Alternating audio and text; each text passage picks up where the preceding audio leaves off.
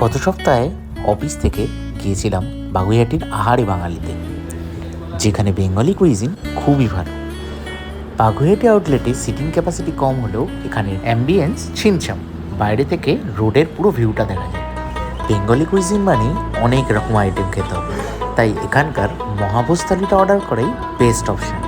যেমন কি তোমরা দেখতে পাচ্ছ, এই থালিতে ভাত, পোলাও, ঘি আলুর দম ছাড়াও ছিল লুচি আর কচি পাঁঠার মাংস।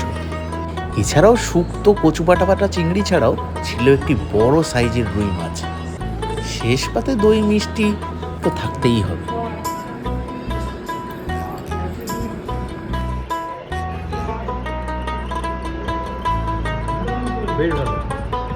এই থালিতে প্রথমে দিয়েছিল 2 পিস ফিশ ফিঙ্গার, যেই মাছটা একদম ফ্রেশ ছিল আর পিওর ভেটকি মাছ ছিল।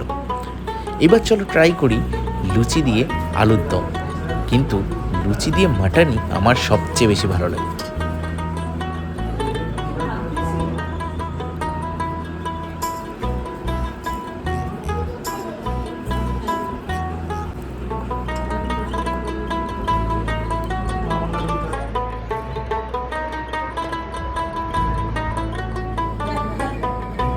এটা দেখেই সবার নিশ্চয়ই জিভে জল চলে আসছে। অবশ্যই তাহলে চলে আসো আহারে বাঙালির বাগুইআটি আউটলেটে, যেখানে খাবার দাবার খুবই ভালো আর রিজনেবল।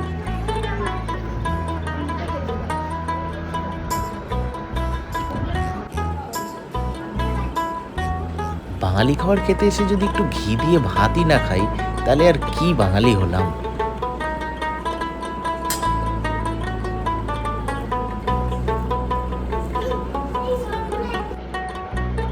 ঘিটা কিন্তু এদের নিজস্ব প্রোডাকশন, তাই খেতে এবং গন্ধ খুব ভালো। তার সাথে নিয়ে নিলাম শুক্তো, বড়ি দিয়ে শুক্তো বেশ ভালো লাগলো খেতে, পুরো অনুষ্ঠান বাড়ির মতোই স্বাদ সেই দুধ শুক্তো।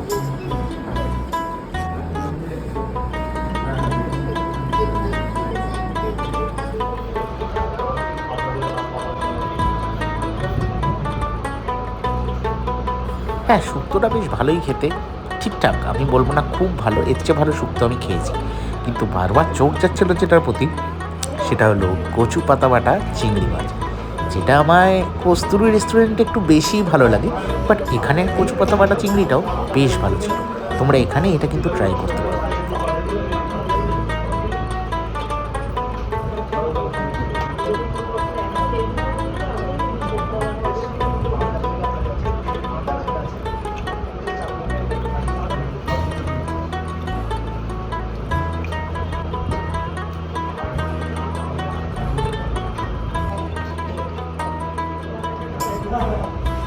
কি সবজি ডালটা খুব ঘন, তাই না?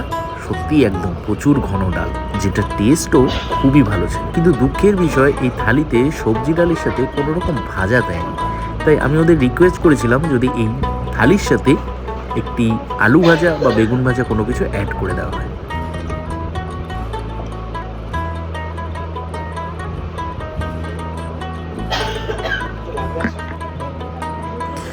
এবার খাওয়ার পালা সেই পোলাওটা।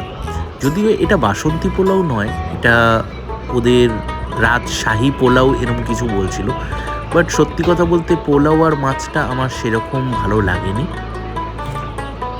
মাছের পিসটা তোমরা দেখো বেশ বড়, প্রায় 150 থেকে 200 গ্রামের পিস হবে, এবং মাছটা যথেষ্ট ফ্রেশ, কিন্তু সেরমভাবেও টেস্ট আমার খুব একটা ভালো লাগছিল না। আর যে পোলাওটা দিয়েছিল সেটা পোলাও আর বিরিয়ানির মাঝামাঝি কিছু দিয়েছিল, যেটা খেতে খুব ভালোও না খুব খারাপও না, ঠিকঠাক। আর মাছটা ফ্রেশ হলেও খুব একটা ভালো আমার লাগছিল না। প্রথম প্রথম খেতে একটু ভালো লাগলেও ভেতরটা যখন দেখলাম একটু কাঁচা কাঁচা ভাবটা বেশি ছিল, তাই খেতেটা অতটা ভালো লাগছিল না।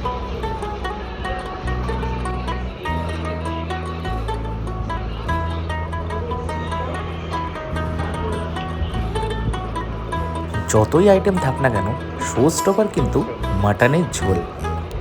আমি ভুল করে ফেলেছি, আমি একটুও ভাত রাখিনি, বাট ভাত দিয়ে খেতেই মাটনের ঝোলটা বেশি ভালো লাগতো।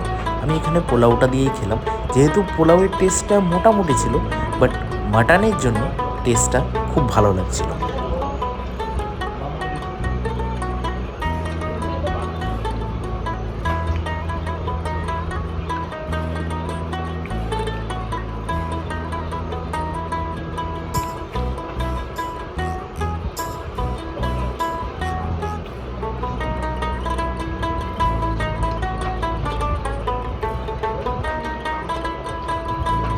কি কেমন লোভ লাগলো তোমাদের?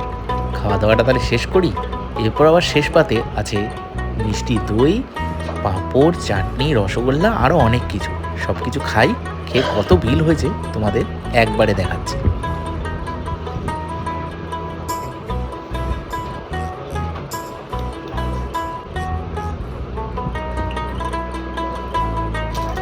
যথারীতি চাটনি পাঁপড়টা বেশ ভালোই ছিল।